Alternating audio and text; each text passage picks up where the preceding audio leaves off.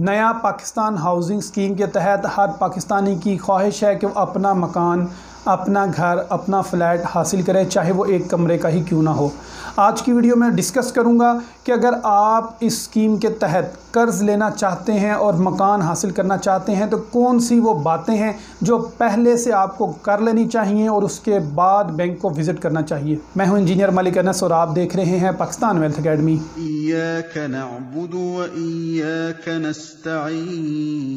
अस्सलाम वालेकुम नाज़रीन, सबसे पहले आपको फ़ैसला करना चाहिए कि आप क्या करने जा रहे हैं। उसके लिए आपको ज़हनी तौर पर तैयार होना है कि आप 20 साल का मुआहदा बैंक से करने जा रहे हैं, इससे ज़्यादा आप नहीं कर सकते। तो 20 साल के लिए आपको पहले मेंटली प्रिपेयर होना चाहिए कि मैं अब अगले 20 साल के लिए बैंक को माहाना किस्त दूंगा। उसके बाद जो करने का काम है वो ये है कि आपने अपनी आमदन का तखमीना लगाना है। अगर आप सैलरीड हैं तो ऑफ़ कोर्स आपको फ़िक्स इनकम का पता है, वो बैंक में आती होगी या कैश की सूरत में मिलती होगी। और अगर आप इनफॉर्मल सेक्टर से ताल्लुक़ रखते हैं, यानी आप दिहाड़ीदार हैं, आप मेहनत मजदूरी करते हैं या आपकी कोई दुकान है और ग्राहक जितना आपसे सेल करे उस हिसाब से आपकी आमदन है, तो इनफॉर्मल सेक्टर अपने अखराजात का अंदाज़ा लगाएगा, उससे अपनी आमदन का हिसाब बैंक को लगवाएगा। यानी आप अपनी दुकान के अखराजात बताएंगे, अपने बच्चों के अखराजात बताएंगे, फ़ीसें, बिल, XYZ जितने अखराजात डॉक्यूमेंटेड हैं, इसका प्रूफ आप बैंक को देंगे तो बैंक आपकी आमदन का अंदाज़ा इन अखराजात से लगाएगा। तो बेसिकली आपने सबसे पहले पता करना है कि आप कितना कर्ज़ ले सकते हैं। उसका बड़ा आसान तरीन फार्मूला है। जो आपकी माहाना आमदन है वो आपको तो मालूम है, बैंक को नहीं मालूम, आपको तो मालूम है।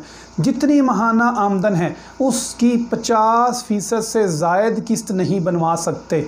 यानी अगर आप 50,000 रुपया माहाना कमा रहे हैं तो 25,000 से ज़ायद किस्त नहीं बनेगी। कम आप जितनी मर्ज़ी बनवाओ, ऑफ कोर्स आप 25,000 किस्त देंगे तो बच्चों को कहाँ से खिलाएं पिलाएंगे, तो आप कम कितनी भी बनवाएं ये आपकी मर्ज़ी है।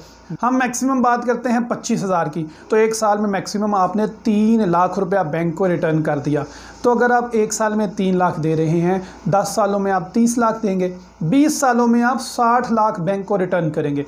ये है जो प्रिंसिपल अमाउंट है, असल अमाउंट है। जब आप किसी इस्लामी बैंक से लोन लेंगे तो ज़ाहिरी बात है बैंक आपसे किराया भी चार्ज करेगा जिस मकान को आप ख़रीदना चाहते हैं।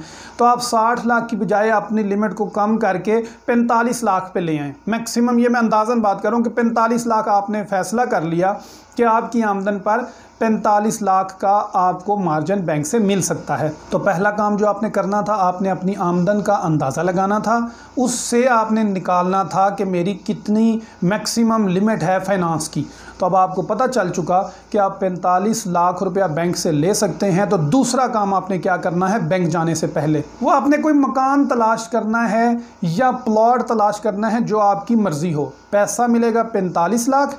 अब आप देखें उसमें प्लॉट के ऊपर मकान तमीर कर सकते हैं तो वेल एंड गुड, नहीं तो तैयार मकान देखें किसी भी शहर में, किसी भी गली में, किसी भी मोहल्ले में। स्टेट बैंक ऑफ पाकिस्तान ने 25 मार्च 2021 के बाद ऐसी पाबंदी हटा दी है कि मकान 1 साल से ज़्यादा पुराना नहीं ख़रीद सकते। अब आप कोई भी मकान ख़रीद सकते हैं। तो 45 लाख की रेंज में जो भी मकान आता है आप उसको लें, नज़र में रखें कि ये मकान है, ये मेरी रेंज में आता है। अगर प्लॉट है तो ऑफ कोर्स प्लॉट को आप जहन में रखेंगे, मैंने ये प्लॉट ख़रीदना है।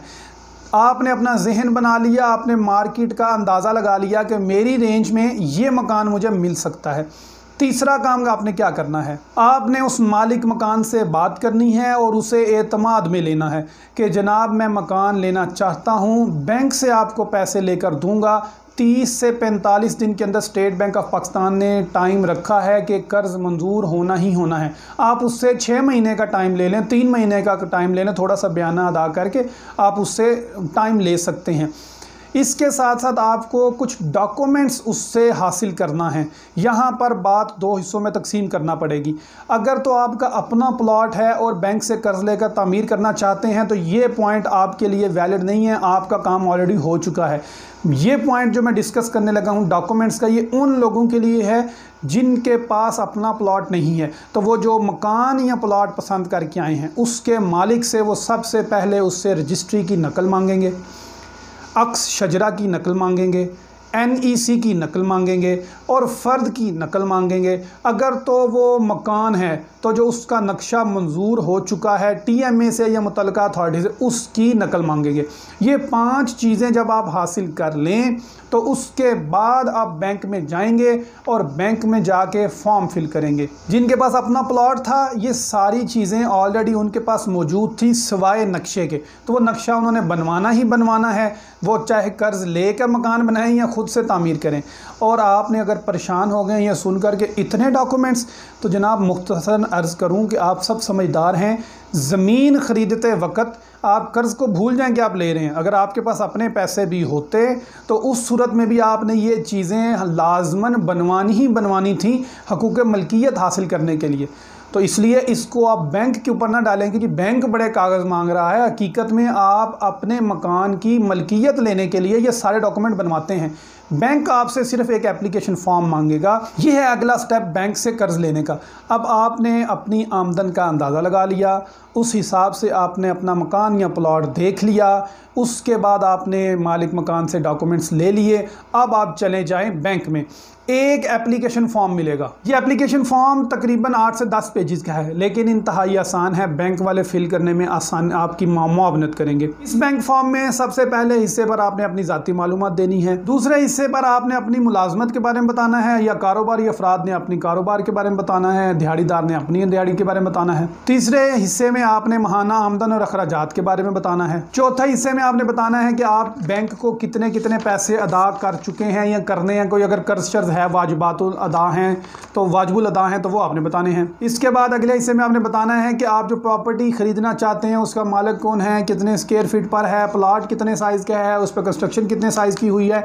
याद रखें, अगर आप 5 मरला मकान पर डबल स्टोरी तामीर करेंगे तो वो 1250 स्क्वायर फीट से ज़ायद हो जाएगा।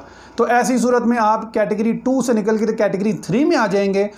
आप कर्ज़ तो कैटेगरी 3 का 1 करोड़ ले सकेंगे, लेकिन 5 मरला पर आपको मार्कअप रेट यानी रेंटल 7% और 9% चला जाएगा। इसका मतलब कि 5 मरला पर 1250 स्क्वायर फीट से ज़ायद कवर एरिया नहीं होना चाहिए। ये मेहरबानी है स्टेट बैंक की, पहले 850 स्क्वायर फीट था जो 3.5 मरला कंस्ट्रक्शन बनती है। इसके बाद अगला हिस्सा है जी इकरारनामा। मैंने इकरार करना है कि पाकिस्तानी शहरी हूँ और मैं बैंक को इजाज़त देता हूँ कि वो मेरे लिए मॉर्गेज करे, मेरी किस्तें बनाए, जो उसके मामलात हैं वो मैं पूरी तरह एक्नॉलेज करूँगा। और इसके बाद इकरारनामा है कि मैंने किसी भी बैंक का डिफ़ॉल्ट नहीं किया हुआ, कर्ज़ लेके भागा नहीं हूँ मैं, और मैं इजाज़त देता हूँ बैंक को कि वो मेरी जाँच पड़ताल करे और जो मालूमात दी है मैंने दुरुस्त हैं। एंड पे 2 रेफरेंसेस आप देंगे, एक ख़ानदान से दे दें, एक मोहल्लेदार का दे दें कि जनाब आपकी तस्दीक हो सके कि ये बंदा यहीं का रिहायशी है।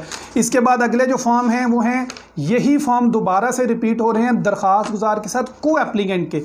देखें, स्टेट बैंक ऑफ पाकिस्तान ने ऑप्शन दिया है कि अगर आपकी माहाना आमदन कम है और उस पर आपको पैसे ज़्यादा चाहिए, 40,000 आपकी आमदन है और आप चाहते हैं मुझे 80 लाख रुपया मिले, तो ऐसी सूरत में आप 2, 3 या 4 लोग मैक्सिमम जो ब्लड रिलेटिव हैं मिलकर क्लबिंग करके इकट्ठी दरख्वास्त दे सकते हैं। जो हकूक़ मलकियत होंगे ऑफकोर्स चारों दरख्वास्त गुजारों के नाम होंगे, उन चारों की डिटेल यहाँ पर जितने भी दरख्वास्त गुजार होंगे, 1 होगा 2 होगा 3 होगा, उनकी डिटेल आपने यहीं पर दर्ज करनी है। वही दोबारा रिपीट हो रही है, उसकी ज़ाती इन्फॉर्मेशन, माहाना आमदन, महाना अखराजात, बैंक के कितने वाजिबुल अदा हैं और कारोबारी अफराद के लिए कितने पैसे कमाते हैं, ये वही फॉर्म दोबारा रिपीट हो रहा है। एंड पे इकरारनामा और हलफनामा वही है जो एक सिंपल अफराद के लिए था। और आखिर में डॉक्यूमेंटेशन रिक्वायर्ड है, ये मैं आपको सबको बता चुका हूँ। जो इस एप्लीकेशन फॉर्म के साथ डॉक्यूमेंट लगेंगे वो हैं शनाख्ती कार्ड की कॉपी, 2 तस्वीरें, हलफनामा के इससे पहले मेरे नाम पे कोई प्रॉपर्टी नहीं है, एक डिस्क्लोजर शीट कि आप कौन सी प्रॉपर्टी ख़रीदना चाहते हैं, आमदन के प्रूफ कि आपकी माहाना आमदन कितनी है, अगर आपकी आमदन बैंक में नहीं आती तो अखराजात के प्रूफ कि आपके माहाना अखराजात कितने हैं, और बैंक जो प्रॉपर्टी मॉर्गेज करने जा रहा है उसके डॉक्यूमेंट्स जो मैं आपको पहले बता चुका हूँ, रजिस्ट्री, फ़र्द, अक्स शजरा, NEC और नक्शा मंजूर शुदा, ये सारे डॉक्यूमेंट आप साथ लगाकर स्टेपल करके उनको दे देंगे। इसके बाद मरहला शुरू होगा। अगर तैयार मकान है या प्लॉट ख़रीद रहे हैं तो एस्टीमेशन का प्रॉपर्टी इवैल्यूएशन का कि आपने कहा 60 लाख का है, बैंक अपनी कंपनी को नुमाइंदे को भेजेगा, जाओ जी चेक करके आए वाकई 60 का है, तो वो मार्केट वैल्यू आके बैंक को बताएगा कि जी वाकई ये 60 लाख का है और इसको आप 60 लाख, इसका जो पैसे होंगे 30,000 25,000 वो आप अदा करेंगे बैंक को। इसके बाद जो ज़मीन होगी उसकी लीगल एडवाइजरी रिपोर्ट ली जाएगी किसी एक चैम्बर से, यानी कोई भी एक ऑफिस है जो बैंक के साथ लिंक्ड होता है, वो रिपोर्ट लीगल तैयार करके देते हैं कि कानूनी हैसियत इस ज़मीन की क्या है, उसके पैसे आप ज़ाहिरी बात है लीगल एडवाइजरी रिपोर्ट के आप देंगे। और 4 ट्रेंचेस में बैंक पैसे देगा। अगर आप कंस्ट्रक्शन करने जा रहे हैं तो सबसे पहले डीपीसी के पैसे मिलेंगे, फिर गेट स्ट्रक्चर के, फिर उसके बाद फर्स्ट लेंटर के, उसके बाद रेनोवेशन के, फिनिशिंग के, तो इसके पैसे आपने अदा करने होंगे। यही 3 अखराजात हैं जो आपने अदा करने हैं। सबसे पहले processing fees, property valuation fees और लीगल एडवाइजरी फ़ीस, ये 3 फीसेस आपने अदा करनी है जो एक्चुअल में होंगी उस ज़मीन के हवाले से, और बैंक आपका लोन अप्रूव कर देगा। जो तैयार मकान होगा उसके पैसे डायरेक्ट मालिक मकान को मिलेंगे, और जो मकान तैयार करने वाला होगा वो 4 हिस्सों में आपको मिलेगा। उम्मीद करता हूँ आज की वीडियो में मैंने काफ़ी सारे सवालात को कवर कर लिया होगा। अगर इसके बावजूद कोई सवाल रह गया हो, टॉपिक मिस हो गया हो, तो मुझसे कमेंट सेक्शन में ज़रूर पूछिएगा। हर सवाल का इनफरादी तौर पर जवाब देने की भरपूर कोशिश की जाती है। पाकिस्तान वेल्थ अकेडमी से इंजीनियर मलिक अनस को इजाज़त दीजिए। अल्लाह हाफ़िज़। पाकिस्तान पाइंदाबाद।